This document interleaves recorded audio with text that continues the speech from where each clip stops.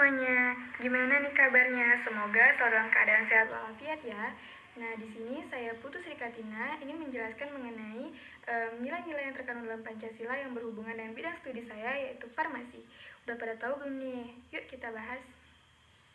Baik, kita mulai dari sila pertama Pancasila, yaitu ketuhanan yang Maha Esa. Jadi, apa sih hubungannya dengan farmasi? Nah, seperti yang kita ketahui, seorang apoteker ataupun seorang farmasis tentunya merupakan makhluk ciptaan Tuhan, kan?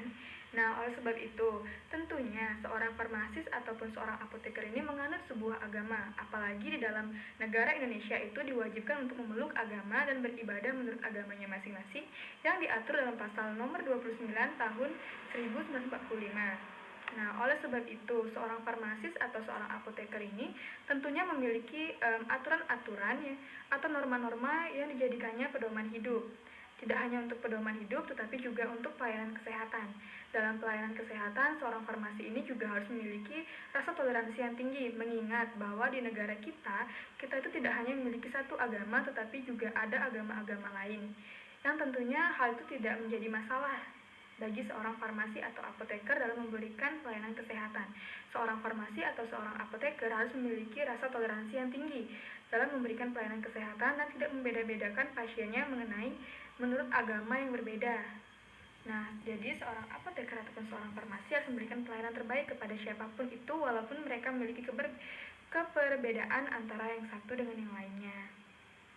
Selanjutnya sila kedua Pancasila, yaitu kemanusiaan yang adil dan beradab. Ada dua nilai pokok tuh, yang adil dan manusia yang beradab. Jadi menjadi seorang apoteker atau seorang farmasis dalam memberikan pelayanan kesehatan, kita harus menjunjung tinggi nilai-nilai kemanusiaan seperti menjaga ucapan ketika berbicara dengan pasien, juga menjunjung tinggi nilai moral, berempati terhadap kondisi pasien, dan memberikan pelayanan yang terbaik kepada pasien, tidak mencela pasien dan tidak mengejek-ngejek pasien akan kondisinya.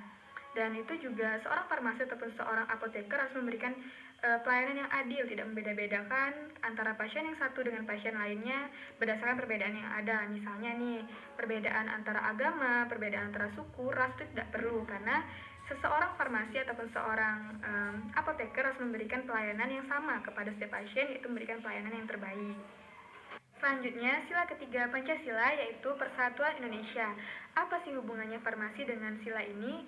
Yaitu ada kata persatuan. Nah, setiap apoteker dalam melaksanakan tugasnya tentunya membutuhkan apoteker lain ataupun tenaga kesehatan lainnya, yang dimana seorang apoteker juga hanyalah manusia biasa yang merupakan makhluk sosial.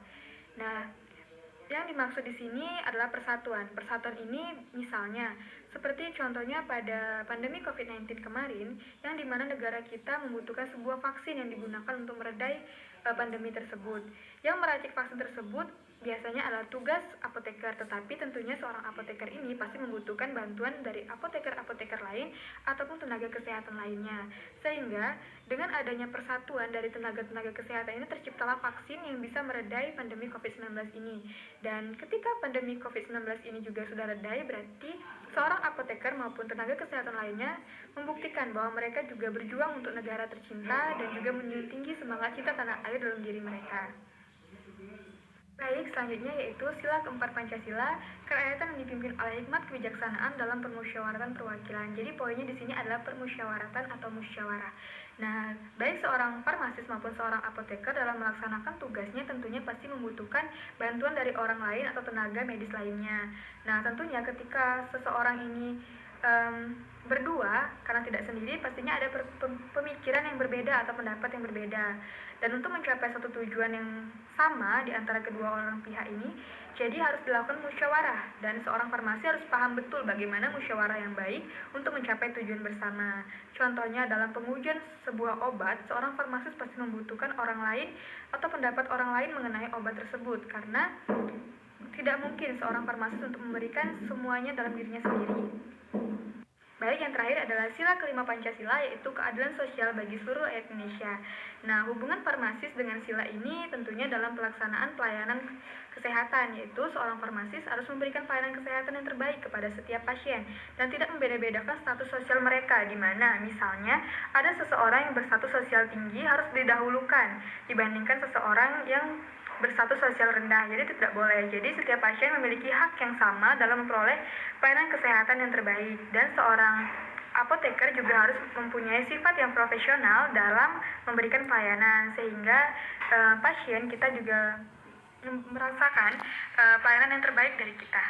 Baik, sekian video penjelasan dari saya mengenai hubungan nilai-nilai Pancasila dengan bidang studi farmasi, dan apabila terdapat kesalahan saya meminta maaf dan kepada Tuhan saya memohon ampun. Dan di sini saya juga ingin mengucapkan banyak terima kasih kepada Ibu Supia MPD selaku dosen pengampu mata kuliah Pancasila. Terima kasih banyak Ibu atas bimbingannya, dan terima kasih banyak kepada teman-teman yang telah menonton video ini sampai habis. Harapan saya video ini dapat bermanfaat untuk kita semua, dan apabila menurut kalian ada kekurangan bisa kalian tambahin di kolom komentar. Terima kasih.